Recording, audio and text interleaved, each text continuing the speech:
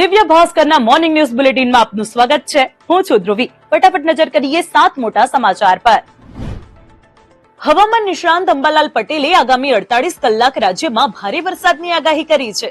સાથે જ દક્ષિણ ગુજરાતના અનેક વિસ્તારોમાં 8 થી 10 ઇંચ વરસાદની અને સૌરાષ્ટ્રમાં ભારે વરસાદની આગાહી કરી છે।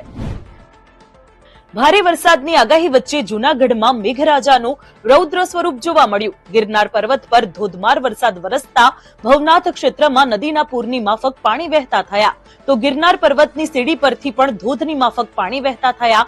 બીજી તરફ અમદાવાદમાં પણ સાંજ બાદ ધોધમાર વરસાદ વરસ્યો। રાજ્યમાં સ્પર્ધાત્મક પરીક્ષાની તૈયારી કરતા તેમજ ગુજરાત પોલીસ દળમાં જોડાવા ઈચ્છુક યુવાઓ માટે રાજ્ય સરકાર દ્વારા મહત્વનો નિર્ણય લેવામાં આવ્યો।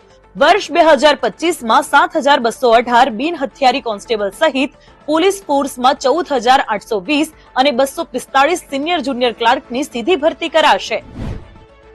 ગરબામાં વિધર્મીઓની એન્ટ્રી મામલે હિન્દુ સંગઠનોને સુરત સીપીએ ચેતવણી। આખો વિડિયો જોવા માટે ડાઉનલોડ કરો દિવ્ય ભાસ્કર એપ।